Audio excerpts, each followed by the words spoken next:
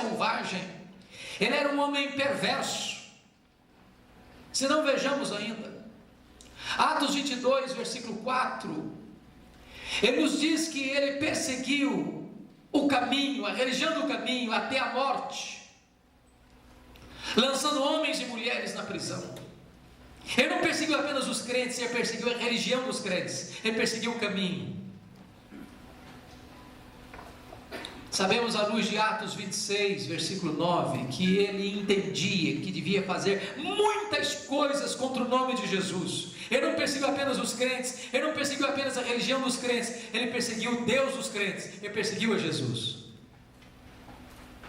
Sabemos à luz de Atos 26, versículo 10, que ele não apenas entrava nas casas, ele também entrava nas sinagogas e arrastava homens e mulheres, em todas as sinagogas, ele arrastava muitos homens e mulheres, os santos de Deus, e os encerrava na cadeia, na prisão, e contra esses muitos santos, ele dava o seu voto quando os matavam. Às vezes nós pensamos que Saulo só mandou matar Estevão. Não, ele foi um assassino em série, ele foi uma fera selvagem, ele mandou matar muitos santos em Jerusalém. Mas nós sabemos à luz de Atos 26, versículo 11, que demasiadamente enfurecido, ele entrava nas sinagogas e açoitava os crentes lá dentro da sinagoga. Ele não respeitava lugares sagrados e forçava-os a blasfemar. Não era apenas perseguição física, também era perseguição psicológica. E até por cidades estranhas, demasiadamente enfurecido, os perseguia. Ele era uma fera selvagem. Mas o Novo Testamento nos oferece um segundo quadro deste homem. Ele não era apenas uma fera selvagem. O Novo Testamento diz que também ele era um touro indomável. Esta figura está em Atos 26, 14, quando o próprio Senhor Jesus apareceu para ele no caminho de Damasco, dizendo: Saulo, Saulo, por que me persegues? Dura coisa te é recalcitrares contra os aguilhões. Eu fui criado na roça e já vi muito boi, garrote, bezerro sendo amansado para o trabalho doméstico. E um dos principais instrumentos para se amansar um boi bravo é o aguilhão. Às vezes nós pensamos que Deus só começou a trabalhar em Saulo de Tarso no caminho de Damasco. Isso não é verdade.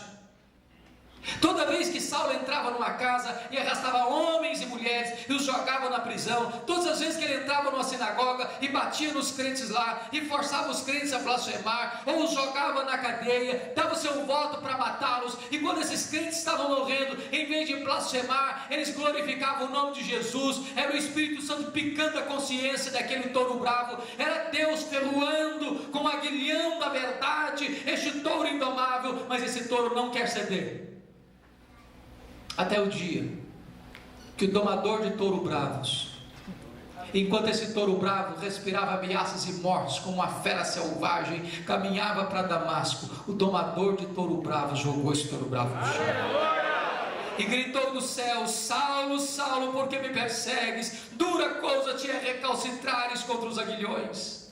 Touro bravo está caído, touro bravo está vencido, touro bravo está subjugado. O maior perseguidor do cristianismo está convertido. Fecha-se aqui o primeiro capítulo da sua vida. Abre-se um novo capítulo, a preparação de Saulo para o ministério. Diz a Bíblia que ele foi levado cego para a cidade de Damasco, para a rua direita, na casa de Judas, onde ele fica 3 dias orando e jejuando.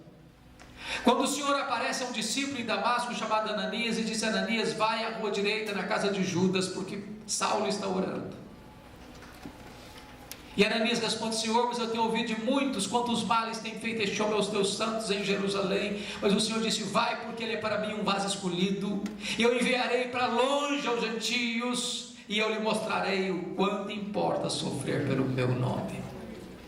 Ananias foi, impôs as mãos sobre ele, ele ficou curado da cegueira, recebeu o Espírito Santo de Deus, levantou-se e foi batizado.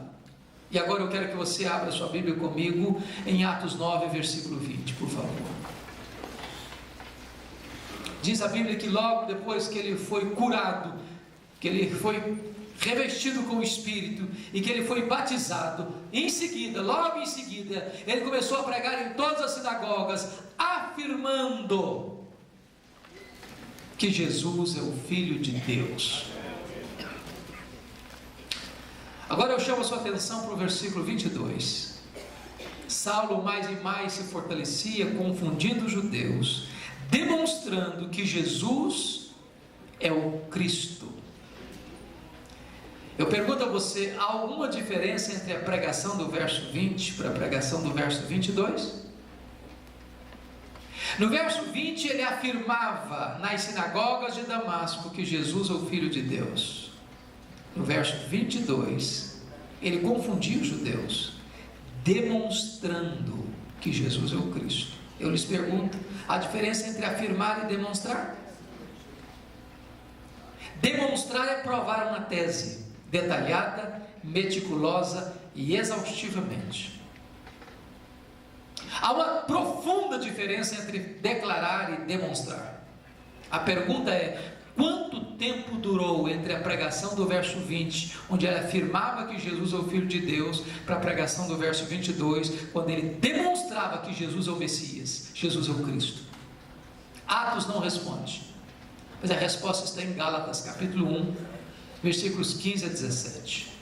Diz que logo depois que ele foi convertido em Damasco, aprove ao Senhor revelar Jesus nele e a ele. E ele não consultou carne ou sangue, nem subiu aos apóstolos que eram apóstolos antes dele em Jerusalém, mas partiu para as regiões da Arábia. E depois voltou outra vez para Damasco. E só então 3 anos depois é que ele foi a Jerusalém. A pergunta é: o que ele ficou fazendo 3 anos em Damasco? Certamente ele ficou fazendo um seminário intensivo com Jesus. Notem vocês que ele não aprende a teologia que ele expressa em suas cartas aos pés de um mestre cristão. Foi revelado nele e a ele todo o conteúdo da verdade de Deus que ele registra nas suas cartas. Curiosamente, Jesus Cristo havia investido 3 anos do seu ministério nos apóstolos, porque Saulo foi um apóstolo chamado depois do tempo. Jesus investe também nele 3 anos no deserto da Arábia. Nesse tempo ele releu o Antigo Testamento. Nesse tempo ele reavalia toda a sua teologia e percebe que aquele Jesus que ele perseguia de fato era o Messias. Convencido desta verdade, ele volta outra vez para Damasco. E concordo com Ray Stedman quando diz que é exatamente nesta volta que se encaixa o versículo 22, que Saulo mais e mais se fortalecia e confundia os judeus, demonstrando que Jesus é o Cristo. O que acontece com ele? Os judeus de Damasco querem matá-lo, e ele precisa fugir de forma humilhante para a cidade de Jerusalém, descendo num 6º muralha abaixo, de noite. Agora eu quero levantar para os meus amados aqui uma tese, que preciso muito da sua atenção, porque via de regra nós pensamos que Saulo foi poderosamente usado por Deus desde o início da sua conversão. Isso não é verdade. Saulo precisou aprender uma das mais importantes verdades da sua vida e do seu ministério: a verdade da nova aliança. A velha aliança diz: tudo depende de mim, nada de Deus. Foi o que os judeus disseram, os israelitas disseram lá no Sinai: tudo que o Senhor falou, nós faremos. Estavam dependendo deles e não fizeram coisa nenhuma. A nova aliança é: tudo depende de Deus, nada de mim. Saulo precisava aprender esta verdade, que mais tarde ele vai ensinar na 2ª carta aos Coríntios, a partir do capítulo 2, versículo 14, quando ele diz: graças, porém, a Deus, que em Cristo sempre nos conduz em triunfo, e por meio de nós manifesta a fragrância do seu conhecimento, tanto nos que são salvos, como nos que se perdem. Para uns cheiro de vida para a vida, para outros aroma de morte para a morte. Mas quem, porém, é suficiente para essas coisas? A pergunta do capítulo 2, versículo 16 de 2 Coríntios, fica no ar sem resposta.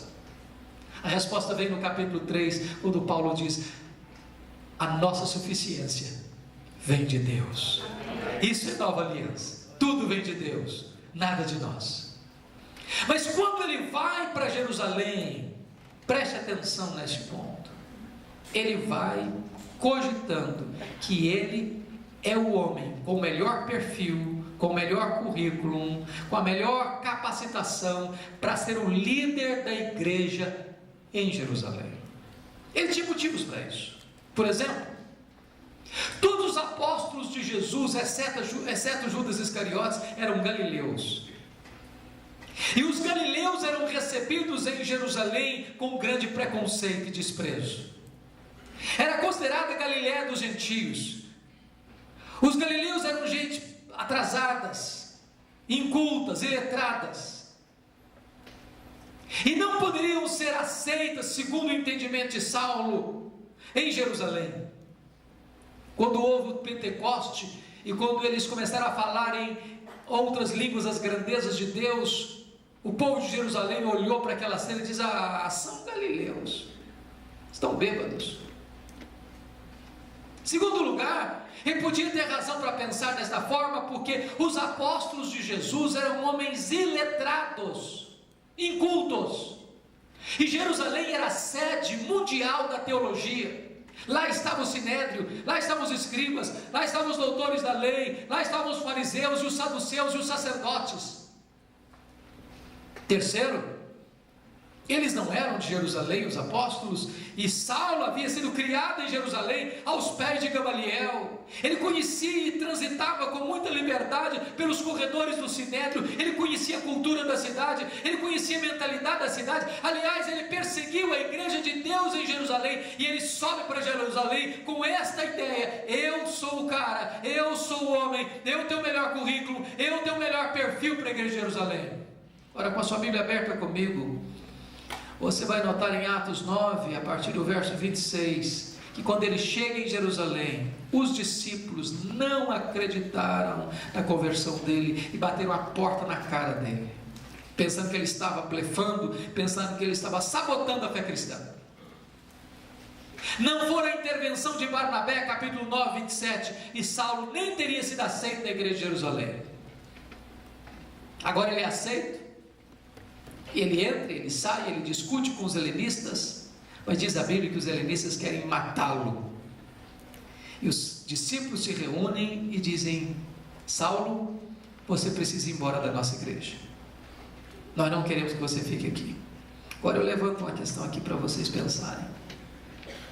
Queridos colegas pastores, não é fácil você ser mandado embora de uma igreja quando você está convencido de que você é o homem de Deus para aquela igreja. Você está convencido, seu povo não. Sabe o que aconteceu com Saulo quando os crentes quiseram mandá-lo embora? Ele não saiu da igreja, ele não foi embora. Mas não foi apenas o povo que queria que ele fosse embora, não. Deus também ordenou que ele fosse embora. Olha lá em Atos 22, versículo 17. Diz que ele estava em Jerusalém, quando o Senhor apareceu para ele e disse: vai embora de Jerusalém, porque eles não vão te ouvir. Ô, gente, uma coisa é ser mandado embora pela liderança da igreja, ou ser mandado embora pela assembleia da igreja. Outra coisa bem diferente, ser mandado embora da igreja pelo próprio Deus. Sabe o que aconteceu com ele? Ele não foi embora. Se você perceber o versículo 18 e 19, ele começa a discutir com Deus: mas Senhor, eu persegui a igreja. Quando se derramou o sangue de Estevão, tua testemunha, eu estava entre aqueles que o apedrejavam e consentia nisso, e até guardei as vestes daqueles que o apedrejaram. Trocando em miúdos, ele está dizendo assim para Deus: ô Deus, o Senhor vai cometer um erro estratégico me tirando dessa igreja. Eu sou o cara, eu sou o homem, eu tenho o melhor perfil, eu até persegui a igreja aqui, eu não posso sair dessa igreja, eu sou o homem para esta igreja. E Deus não mudou de ideia, foi Saulo que teve que mudar e mudar-se. Deus disse: vai. Sabe o que aconteceu com ele? Ele não foi. Ele não foi. Volte comigo para Atos 9, versículo 30. Diz que os discípulos se reuniram e o levaram até Cesareia.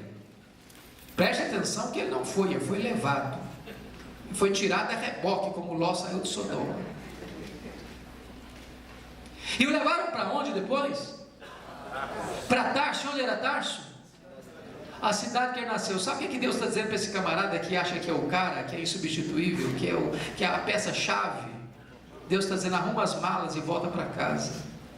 Se você pensa que eu dependo de você, é você que depende de mim. Aleluia! E ele ficou em Tarso 10 anos aproximadamente, no anonimato, longe das luzes da ribalta, fora dos holofotes. Deus estava trabalhando nele antes de trabalhar através dele. Deus estava ensinando Saulo o segredo da nova aliança. Mas o pior não tinha acontecido ainda. Olha comigo Atos 9:31. Diz que no dia que Saulo arrumou as malas e foi embora da igreja, a igreja passou a ter paz e passou a crescer. Você quer coisa pior para o pastor do que isso? No dia que o pastor vai embora da igreja, todos os problemas da igreja se resolvem, a igreja explode em crescimento.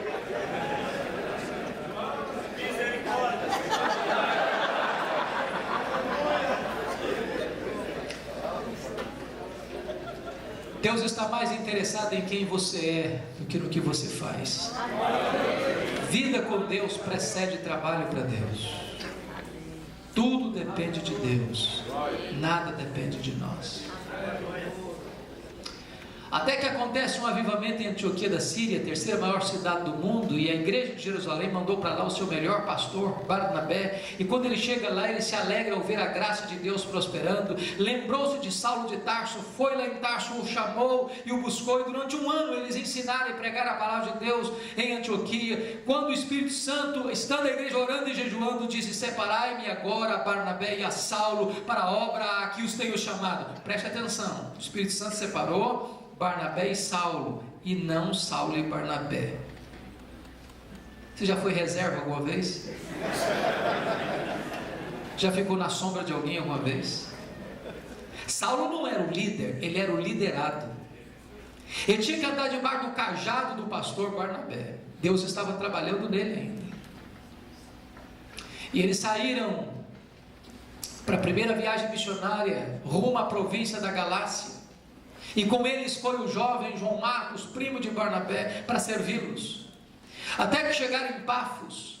E Elimas o mágico tentou impedir o procônsul Sérgio Paulo de se converter ao Senhor Jesus. E diz a Bíblia que Saulo, cheio do Espírito Santo, fixou os olhos no mágico e disse: servo do diabo, até quando perverterás os retos caminhos de Deus, pois ficarás cego?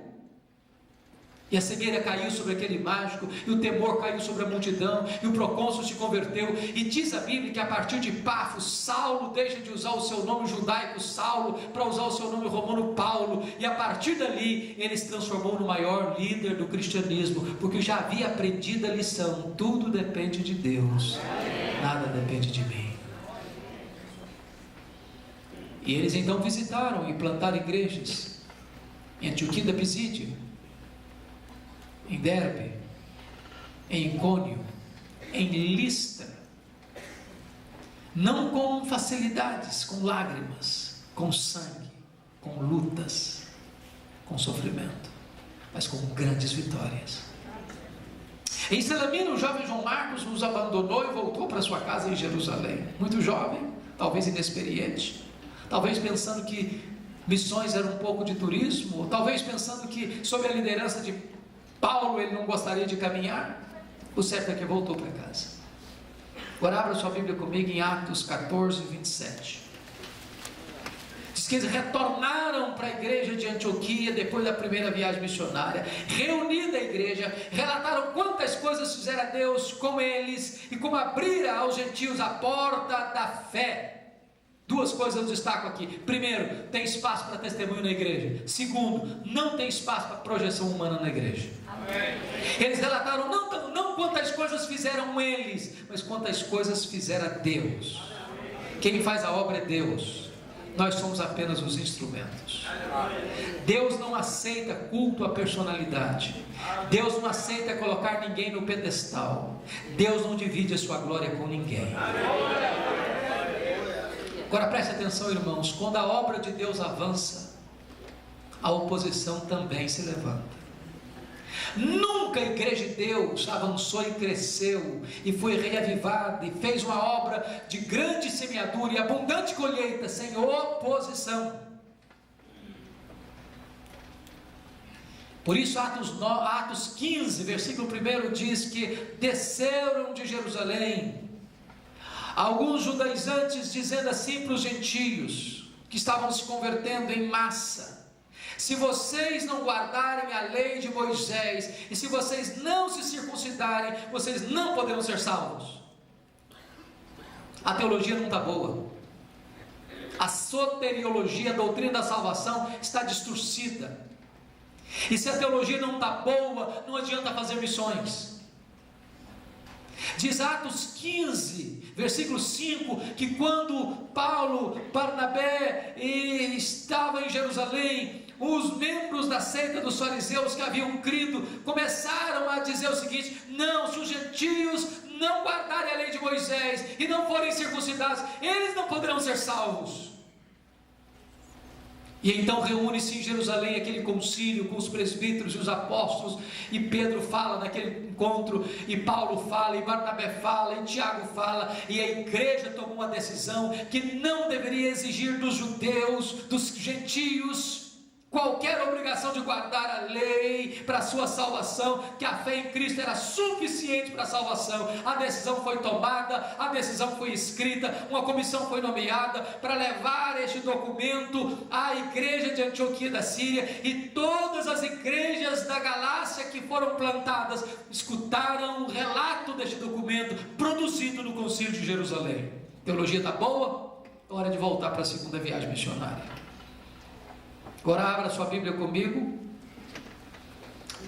Atos 15, verso 36 a 41. É importante entender que possivelmente deu ter sido aqui que Paulo escreve a sua primeira carta, a sua carta aos Gálatas, talvez até mesmo de Antioquia da Síria, exatamente para combater esses falsos mestres judaizantes que estavam tentando perverter a teologia e perturbar a igreja. Agora, Atos 15, 36 a 41, Paulo chega para Barnabé e diz: Barnabé, vamos voltar para a segunda viagem missionária. E Barnabé diz: tá bom, Paulo, só que eu quero levar comigo de volta o João Marcos. Ele amadureceu, ele quer voltar, quer uma segunda chance. E diz a Bíblia que Paulo diz: eu não acho justo levarmos aquele que nos abandonou no meio do caminho, comigo ele não vai. Preste atenção aqui. Paulo está sendo radical, intransigente, não dando uma segunda chance a alguém que falhou da primeira vez. E diz a Bíblia que houve tal desavença entre Paulo e Barnabé por causa de João Marcos, que eles não puderam caminhar juntos mais.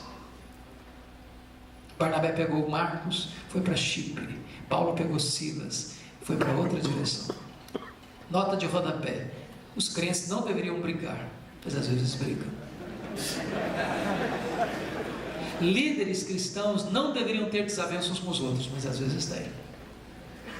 O que é maravilhoso é que mesmo quando os líderes erram, o propósito de Deus não pode ser frustrado.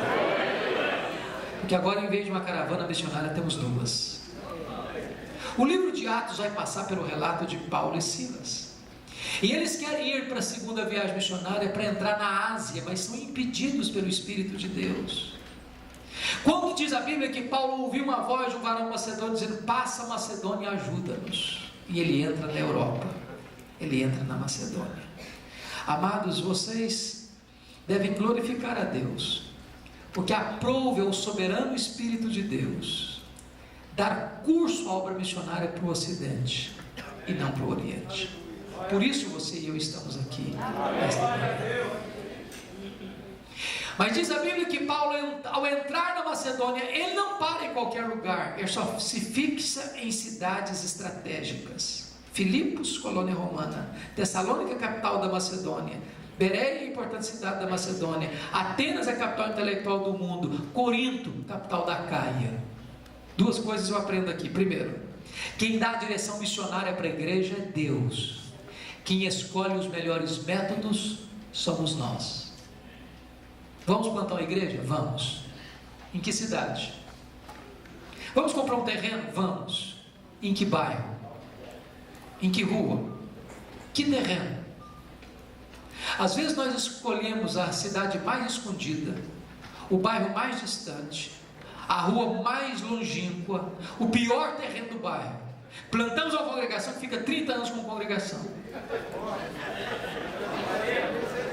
Se nós fôssemos mais estratégicos, nós seríamos mais criteriosos nesse processo, plantando igrejas estratégicas que pudessem irradiar sua influência para a micro-região. O fato, entretanto, de você fazer a obra de Deus, na direção de Deus e com os métodos de Deus, não significa que você vai ter vida fácil.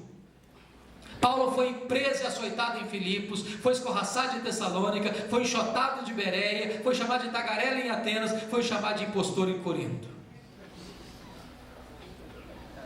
Mas ao chegar em Corinto, ele escreve as suas 2 cartas às igrejas de Tessalônica e volta para a 3ª viagem missionária e vai fixar-se 3 anos na cidade de Éfeso, capital da Ásia Menor, centro do culto ao imperador, um dos maiores centros de idolatria do mundo, porque lá ficava o templo de Diana, uma das 7 maravilhas do mundo antigo, que tinha grandes lucros com o comércio da estatueta de Diana, centro da astrologia e da feitiçaria.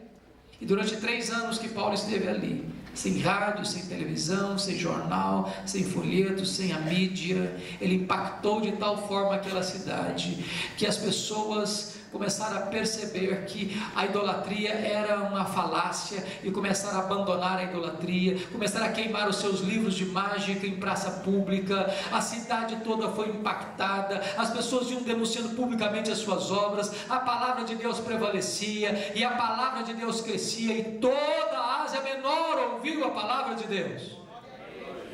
Um grande reavivamento espiritual. De Éfeso, Paulo escreve suas 2 cartas à igreja de Corinto. Ele está saindo de Éfeso agora e está indo para Jerusalém para levar uma oferta aos pobres da Judeia. É importante entender isso, porque em Gálatas 2:10 ele assumiu um compromisso com as colunas da igreja de Jerusalém, Pedro, Tiago e João, que ele iria para os gentios, mas não se esqueceria dos pobres. E ele está resgatando esse compromisso.